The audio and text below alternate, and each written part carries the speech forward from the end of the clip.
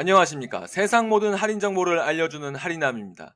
이번 영상에서는 히스토리 오브 치킨을 다루며 절대 빠질 수 없는 인물, 600번 이상 실패하고 다시 일어선 불굴의 남자, 현대 치킨을 정립한 공로로 무려 주지사에게 대령의 칭호를 받은 남자, The Father of Fried Chicken, 할랜드 샌더스에 대해 알아보겠습니다. 우리에게 KFC 할아버지로 너무나 잘 알려진 샌더스 대령은 1890년 미국 인디애나 주에서 태어났습니다. 샌더스 대령의 어린 시절은 불우했는데요. 5살의 아버지가 세상을 떠났고 당연히 가세는 기울 수밖에 없었습니다.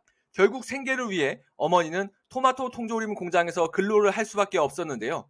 이런 상황에서 샌더스 대령은 동생들을 위해 음식을 하며 요리를 깨우치기 시작했습니다. 하지만 불행은 여기서 끝나지 않았습니다. 샌더스 대령이 12살 때 어머니가 재혼을 했는데 새 아버지가 샌더스 대령과 동생들을 학대했던 것입니다. 결국 참다 못한 샌더스 대령은 14살이라는 어린 나이에 출가를 결심, 세상에 나오게 되었습니다. 그 후에도 불우한 일은 계속됐습니다. 생활고를 극복하기 위해 16살에 나이까지 속이고 입대했지만 병에 걸려 넉 달 만에 전역하는 일을 겪었습니다.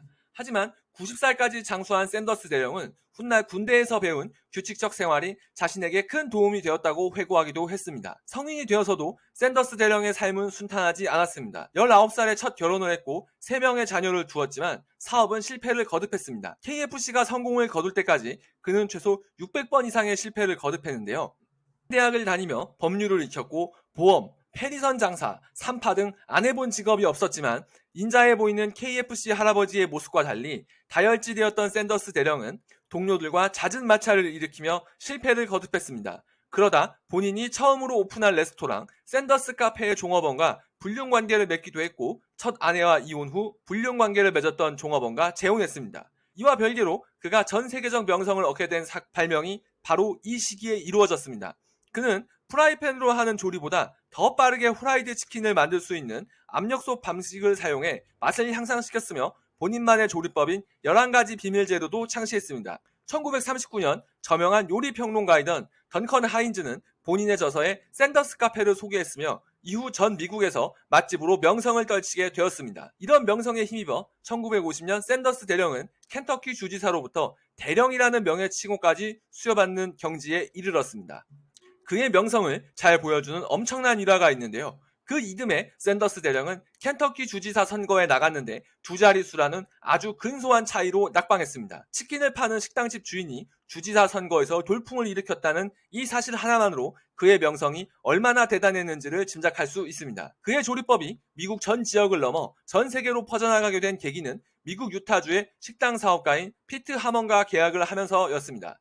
샌더스 대령과 하먼은 치킨 한 조각당 4센트를 지급하는 조건으로 계약을 체결했는데요. 역사적인 KFC가 탄생하는 순간이었습니다. 유타주의 솔트레이크 시티 1호점은 지금도 샌더스 대령과 KFC의 역사를 간직한 기념관과 함께 정상 영업을 하고 있다고 합니다. 유타, 캘리포니아를 비롯한 미 서부 지역에 200개가 넘는 매장이 들어서며 KFC는 성공 가도를 달렸는데요. 하지만 이와 반대로 샌더스 대령이 운영하던 샌더스 카페는 하락일로를 거듭했습니다. 기존에 샌더스 카페를 이용하던 유동 인구들이 근처에 들어선 고속도로를 이용하게 되면서 매상이 크게 감소하게 된 것인데요. 결국 1955년 샌더스 대령은 카페 운영을 중단할 수밖에 없었습니다. 하지만 샌더스 대령은 포기하지 않았는데요. 환갑이 넘은 나이에도 불구하고 샌더스 대령은 미국 중부와 동부 진출을 위해 트럭을 몰고 미국 전역을 돌아다녔습니다. 트럭 뒷자리에서 쪽잠을 자며 식당에 방문해 사람들에게 치킨의 맛을 보여주고 현장에서 프랜차이즈 계약을 체결하는 열정을 보여주었습니다.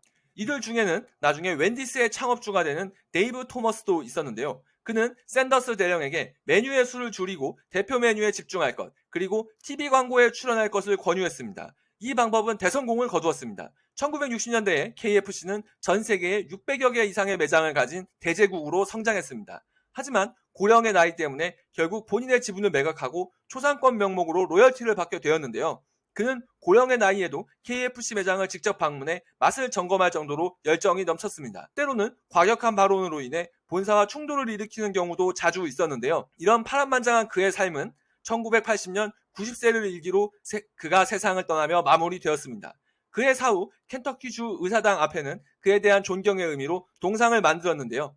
참으로 대단한 일생이라 생각합니다. 참고로 켄터키 할아버지의 상징인 흰색의 양복에는 나름의 비하인드가 있는데요. 이 옷은 사실 여름 양복이었는데 겨울 양복을 세탁기에 맡겼지만 세탁이 제때 되지 않아 어쩔 수 없이 겨울에 흰색 양복을 입고 나가게 되었다고 합니다. 하지만 상대방은 샌더스 대령의 깔끔한 모습에 호감을 느꼈고 그 이후부터 샌더스 대령은 공식 자리에서는 흰색 양복만 입게 되었다고 합니다. 끝없는 열정으로 치킨의 세계화의 선두주자였던 샌더스 대령의 영면을 기원하며 이상 할인남이었습니다. 그리고 다음 영상부터는 본격적으로 우리나라의 치킨이 어떻게 발전해 왔는지에 대해서 이야기할 것이란 예고를 합니다.